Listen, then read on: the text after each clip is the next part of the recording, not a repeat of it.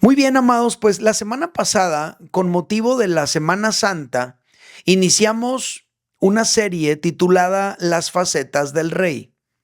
Y dijimos algo importante, dijimos, Jesús entró en Jerusalén como rey porque Él es el Rey prometido. Y al revisar con detalle la entrada triunfal, descubrimos tres facetas del Rey. Dijimos que Jesús es el Rey anunciado, que todo lo que estaba dicho en las profecías antiguas se cumplió en Jesús. Él es el Rey anunciado. También dijimos que Él es el Rey esperado. Había una expectativa enorme, porque en cualquier momento podía manifestarse ese Mesías, ese Rey que los judíos esperaban. Y también dijimos que Jesús es el Rey despreciado, porque los religiosos de su tiempo no aceptaron a Jesús como el Mesías porque no les gustó ese Mesías. Ellos querían un Mesías diferente, más adecuado a sus intereses, a sus planes, a sus deseos.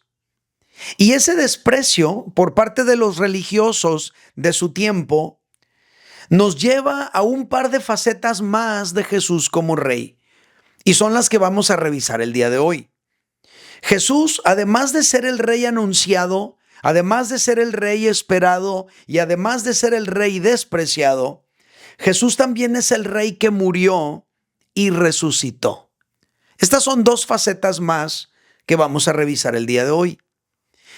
Pero lo interesante de todo, amados, es que esto también estaba profetizado.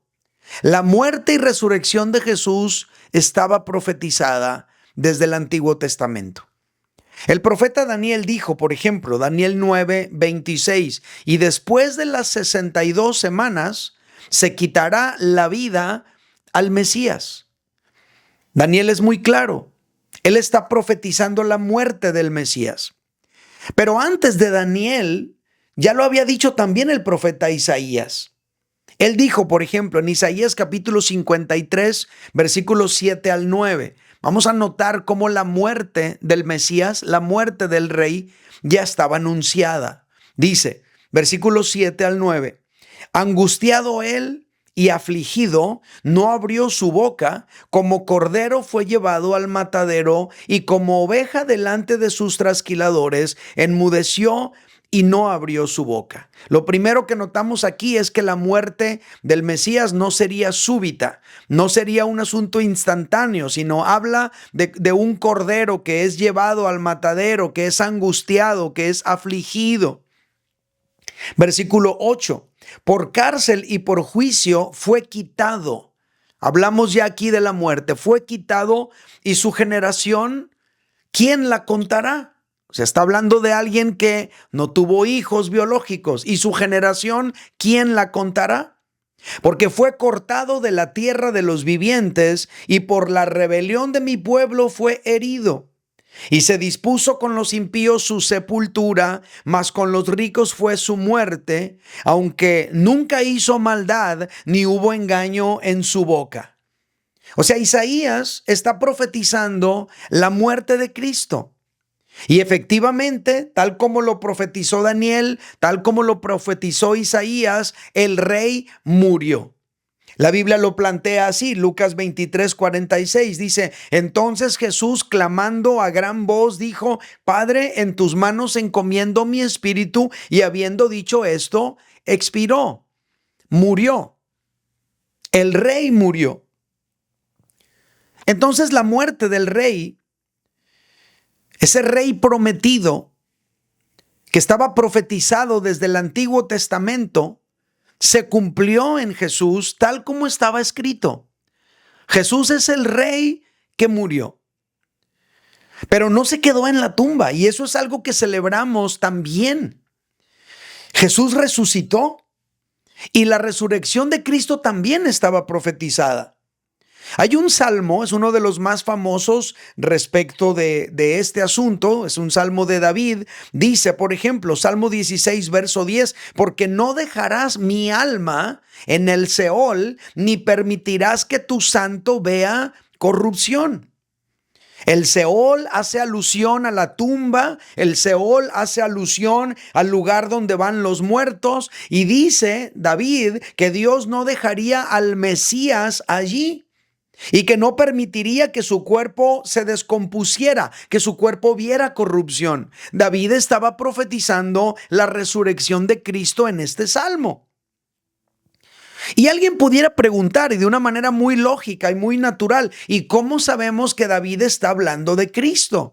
Sabemos que David está hablando de Cristo porque la Biblia lo explica con claridad. El apóstol Pedro, interpretando el Salmo 16 que acabamos de leer, en Hechos capítulo 2, versículos 29 al 32, dice: varones hermanos, se os puede decir libremente del patriarca David, que murió y fue sepultado, y su sepulcro está con nosotros hasta el día de hoy.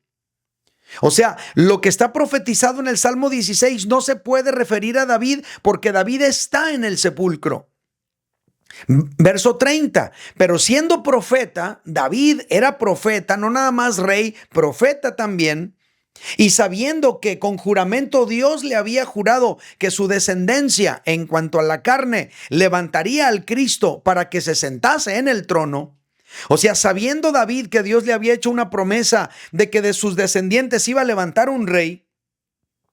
Verso 31, y viéndolo antes, habló de la resurrección de Cristo, que su alma no fue dejada en el Hades, ni su carne vio corrupción.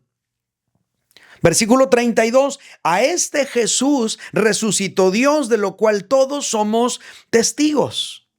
Entonces Pedro está diciendo que aquella reflexión de David en el Salmo 16, cuando dijo: no dejarás mi alma en el Seol y no permitirás que tu santo vea corrupción, no se refiere a David, sino se refiere a Cristo. Es lo que Pedro está diciendo. Y está diciendo: a este Jesús resucitó Dios, del cual nosotros somos testigos.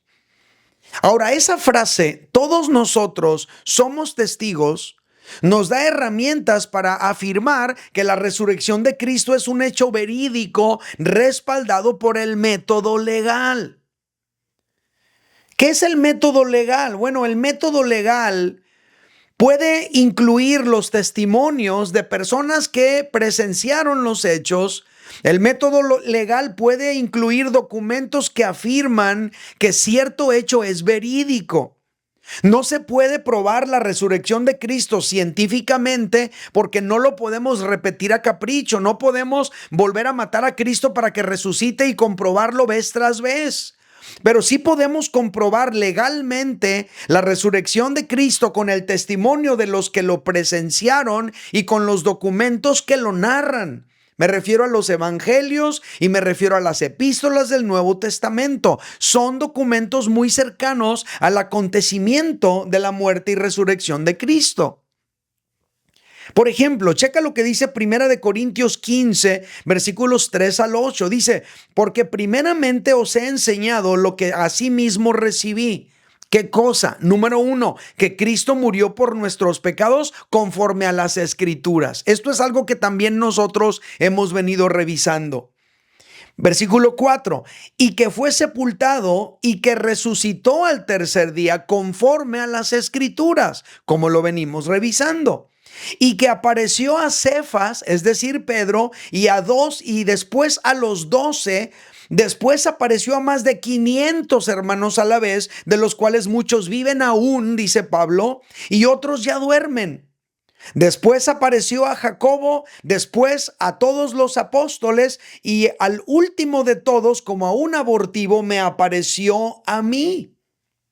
O sea, imagínate, todas estas personas, más de 500 personas, son testigos presenciales de que Jesucristo resucitó. Legalmente se comprueba que la resurrección es una situación verídica, algo que ocurrió en realidad. Pero la resurrección no nada más la profetizó David en el Salmo 16, también habló de ella Isaías. Fíjate lo que escribe Isaías en su libro, Isaías 53, versículos 10 al 12. De hecho, aquí está profetizado todo: la muerte, la resurrección y la exaltación de Cristo. Dice: con todo esto, Jehová quiso quebrantarlo sujetándole a padecimientos. ¿A quién? A Cristo, al Mesías, al Rey. Cuando haya puesto su vida en expiación por el pecado, verá linaje. Y luego dice, hablando de la resurrección, vivirá por largos días y la voluntad de Jehová será en su mano prosperada. Verá el fruto de la aflicción de su alma y quedará satisfecho. Obviamente todo esto habla de la resurrección de Cristo, porque si se hubiera quedado muerto, ¿cómo iba a ver el fruto de la aflicción de su alma? Y luego dice, por su conocimiento justificará mi siervo justo a muchos y llevará las iniquidades de ellos. Por tanto, yo le daré parte con los grandes y con los fuertes repartirá despojos, por cuanto derramó su vida hasta la muerte y fue contado con los pecadores, habiendo llevado el pecado de muchos y orado por los transgresores. Amados, todo esto que acabamos de revisar el día de hoy nos enseña una gran verdad que yo quiero comentar con ustedes. Jesús murió y resucitó conforme a las profecías para cumplir los propósitos eternos de Dios. Lo voy a repetir, Jesús murió y resucitó conforme a las profecías para cumplir los propósitos eternos de Dios. Es decir, ya estaba profetizado que moriría y que resucitaría, pero todo esto tenía un propósito. ¿Cuáles son esos propósitos eternos de Dios? Es lo que quiero hablar con ustedes en los minutos que me quedan. Los propósitos eternos de Dios en la muerte y resurrección de Jesús. Número uno de los propósitos es la expiación del pecado. Amados, la muerte de Jesús tenía un propósito expiatorio. ¿Y qué es eso? Alguien pudiera preguntar. Bueno, el término expiación se refiere al hecho de cubrir los pecados de las personas mediante un sacrificio. Una víctima moría, derramaba su sangre con el objetivo de que el pecado de otra persona quedara cubierto. Eso es expiación. Por eso el profeta Isaías dijo, Isaías 53:10 dice, con todo esto, Jehová quiso quebrantarlo, sujetándole a padecimiento, cuando haya puesto su vida, checa lo que dice aquí, en expiación por el pecado. Entonces el sacrificio de Jesucristo fue con fines expiatorios. El sacrificio de Cristo tenía el objetivo de cubrir los pecados de la humanidad. Ahora, este fragmento es muy claro. Dice que Dios quiso quebrantarlo. En otras palabras, la muerte de Jesús no fue un accidente. La muerte de Jesús no fue por la inercia de los acontecimientos que se fueron dando. No, nada que ver. La muerte de Jesucristo fue algo determinado por Dios con un propósito específico, planeado desde antes de la fundación del mundo. Y en este caso es la redención de la humanidad, la expiación por los pecados del ser humano. Por eso el apóstol Pedro lo dijo de esta manera en su primera epístola, capítulo 1, versículos 18 al 20. Dice el apóstol Pedro, sabiendo que fuisteis rescatados de vuestra vana manera de vivir, tú y yo fuimos rescatados de nuestra vana manera de vivir, y luego dice, la cual recibisteis de vuestros padres. O sea, recibimos una vana manera de vivir porque lo heredamos de nuestros padres. La manera de vivir de ellos nos la transmite a nosotros. Pero aquí dice el apóstol Pedro que fuimos rescatados de allí. Y dice, no con cosas corruptibles. No fuimos rescatados con algo corruptible como oro o plata, sino con la sangre preciosa de Cristo, como de un cordero sin mancha y sin contaminación. Es la sangre de Jesucristo la que nos rescata a ti y a mí de nuestra vana manera de vivir heredada de nuestros padres. Y luego dice algo muy interesante, versículo 20, ya destinado desde antes de la fundación del mundo, pero manifestado en los postreros tiempos por amor de vosotros.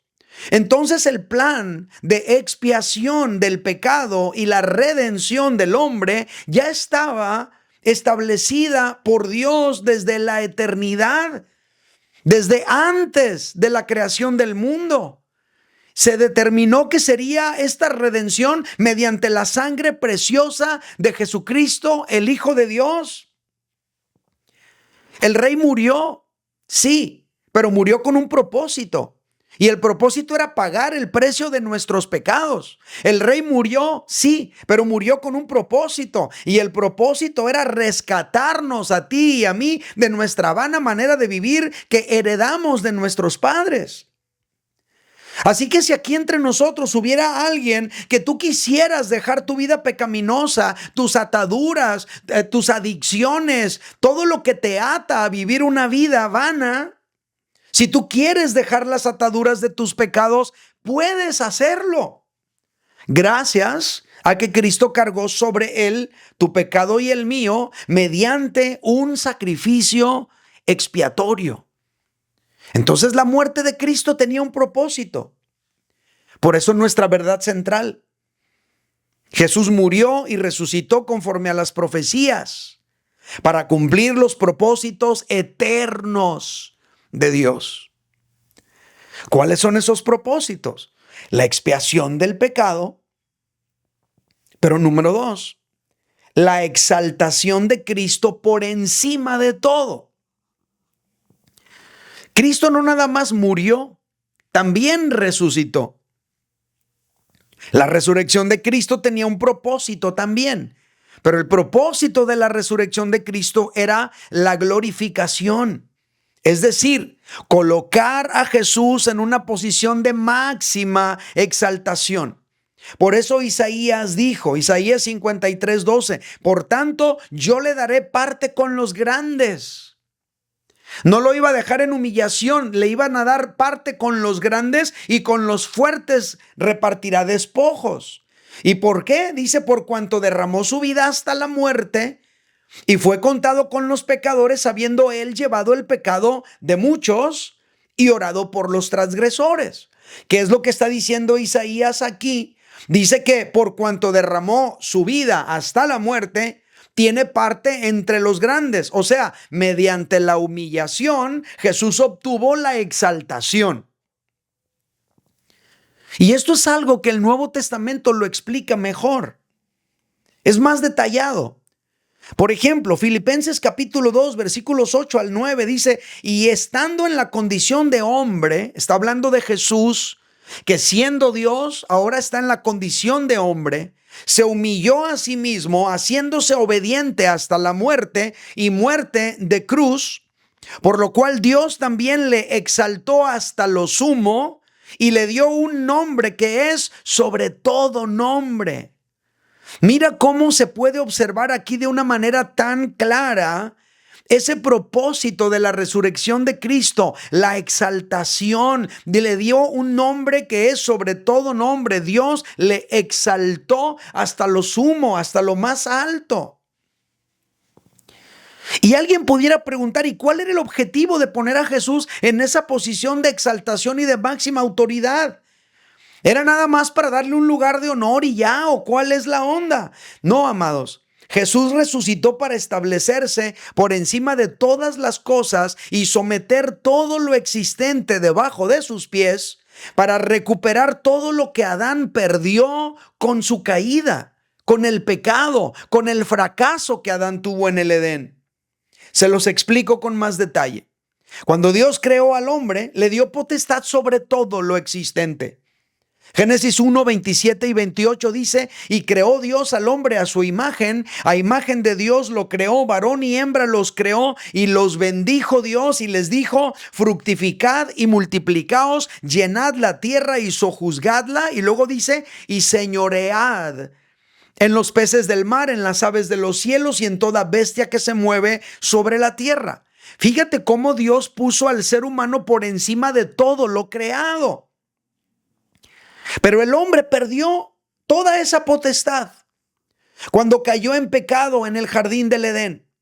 Fue expulsado del huerto y perdió esa posición de máxima autoridad que le fue otorgada por Dios mismo.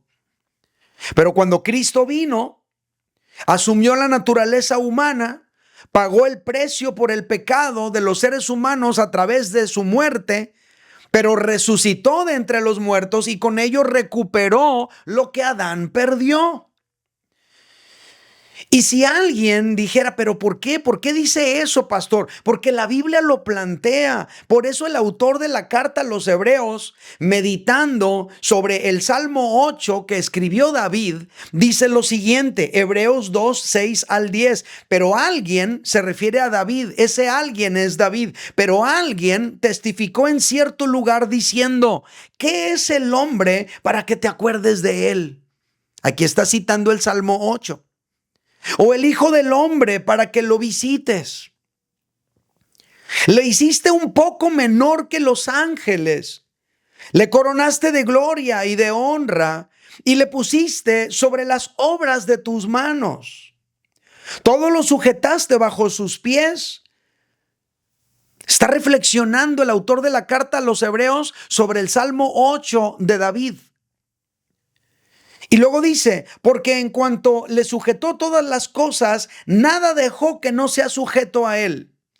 En este caso está hablando de Adán, el primer hombre que Dios creó. Y dice, pero todavía no vemos que todas las cosas le sean sujetas a Adán, al hombre, al ser humano que Dios creó. Y luego dice el verso 9, pero vemos a aquel, ahora está hablando de Cristo, que fue hecho un poco menor que los ángeles. Está hablando de la naturaleza humana que Cristo asumió. A Jesús, coronado de gloria y de honra, hablando ya en su resurrección, a causa del padecimiento de la muerte, para que por la gracia de Dios gustase la muerte por todos. Verso 10, porque convenía a aquel a aquel por cuya causa son todas las cosas y por quien todas las cosas subsisten, está hablando de Jesús, convenía que, habiendo de llevar a muchos hijos a la gloria, perfeccionase por aflicciones al autor de la salvación de ellos. ¿Qué es lo que está diciendo el autor de la carta a los Hebreos? Él está reflexionando en que David en el Salmo 8 en realidad estaba hablando de Cristo, a quien se le sujetaron todas las cosas bajo sus pies después que resucitó.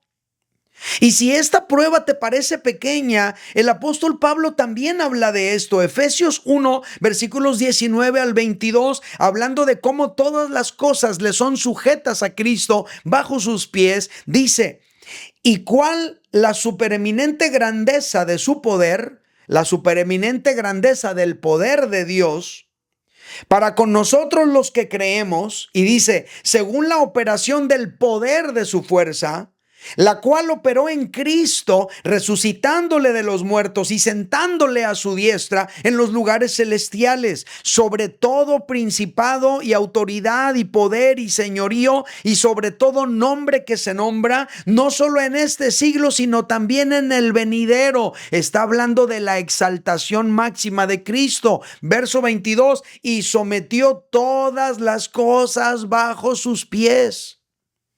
Entonces, cuando Jesús resucitó para que todas las cosas fueran sometidas bajo sus pies. Aquellas cosas que estaban bajo los pies de Adán y que perdió esa autoridad a causa del pecado, ahora están bajo los pies de Cristo, porque lo recuperó con su muerte pagando el precio por el pecado del ser humano, y lo recuperó al resucitar de entre los muertos para obtener ese lugar de máxima exaltación. Amados, el propósito de Dios al permitir el sacrificio de Cristo y resucitarlo de entre los muertos tenía el propósito de recuperar todas las cosas que Adán perdió y ponerlas bajo el dominio de Cristo. Por eso la Biblia dice, Romanos 14:9, porque Cristo para esto murió y resucitó y volvió a vivir. ¿Para qué? ¿Para qué murió y resucitó y volvió a vivir? Para ser Señor, así de los muertos como de los que viven. En otras palabras, amados, había un propósito eterno de Dios para su muerte y había un propósito eterno de Dios para su resurrección. No fueron situaciones de la casualidad, no fueron situaciones que se fueron dando por la inercia de los hechos. Había un propósito eterno de parte de Dios para cada aspecto de la vida de Jesús. Por eso dice nuestra verdad central: Jesús murió y resucitó conforme a las profecías para cumplir los propósitos eternos de Dios. ¿Cuáles son esos propósitos externos? La expiación por el pecado, la exaltación de Cristo sobre todas las cosas y número 3 y último, la inclusión de los gentiles al pueblo de Dios. Déjenme les explico. Uno de los propósitos del sufrimiento y la muerte de Cristo fue que los gentiles, es decir, todos los que no somos judíos, fuéramos incluidos en el pueblo de Dios. Por eso Isaías dice, Isaías 53, 10 al 11, con todo esto, Jehová quiso quebrantarlo, sujetándole a padecimiento. Cuando haya puesto su vida por expiación por el pecado, verá linaje. Ojo con la palabra linaje. Vivirá por largos días y la voluntad de Jehová será en su mano prosperada. Verso 11, verá el fruto de la aflicción de su alma y quedará satisfecho. Por su conocimiento justificará a mi siervo justo a muchos y llevará las iniquidades de ellos. Amados, muchos creen que el pueblo de Dios es Israel. Y hay otros que peor aún creen que el estado actual de Israel es el pueblo escogido de Dios. Nada que ver. Amados, la palabra de Dios enseña que el pueblo de Dios está compuesto de judíos y gentiles. Y la palabra de Dios nos enseña que esto se iba a lograr plenamente a través del Mesías. Esto ya estaba profetizado desde el Génesis. Fíjate lo que dice Génesis capítulo 49, verso 10, cuando todavía no existía Israel como nación. Se dice esto, Génesis 49, 10, no será quitado el cetro de Judá, ni el legislador de entre sus pies, hasta que venga Silo. Eso se los expliqué la semana pasada. Pero luego dice, y a él se congregarán los pueblos. Silo se refiere al Mesías y dice que a el Mesías, a él, se congregarán los pueblos. Desde aquella profecía antigua del Mesías en Génesis, podemos apreciar que la salvación no era para un solo pueblo o para una sola raza, sino para los pueblos de toda la tierra. Los pueblos de la tierra se congregarían ante él. Por eso estamos congregados el día de hoy aquí. El motivo de estar congregados aquí es Jesucristo. Y el profeta Isaías, hablando del siervo del Señor que vendría, el rey que vendría, el Mesías que vendría, dijo lo siguiente. Isaías 49, 6. Poco es para mí que tú seas mi siervo para levantar las tribus de Jacob. O sea, la obra que yo voy a hacer contigo no se va a limitar nada más a las tribus de Jacob. La obra que voy a hacer contigo no se va a limitar a una sola nación. Es poco eso para mí. Y dice, y para que restaures el remanente de Israel, eso es poco para mí. Y luego aclara, también te di por luz de las naciones. Estamos incluidos los mexicanos. Para que seas mi salvación hasta lo postrero de la tierra. Nota cómo la salvación de Dios desde siempre estuvo pensada para todos los seres humanos que pongan su fe en Jesucristo.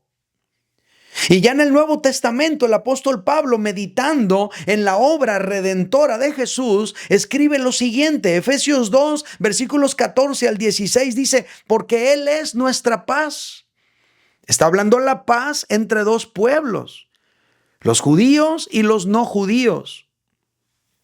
Él es nuestra paz, que de ambos pueblos hizo uno, derribando la pared intermedia de separación aboliendo en su carne, en su propio cuerpo, las enemistades. La ley de los mandamientos expresados en ordenanzas para crear en sí mismo de los dos un solo y nuevo hombre, haciendo la paz. Verso 16, y mediante la cruz reconciliar con Dios a ambos. Se refiere a los judíos y a los no judíos en un solo cuerpo, matando en ella las enemistades.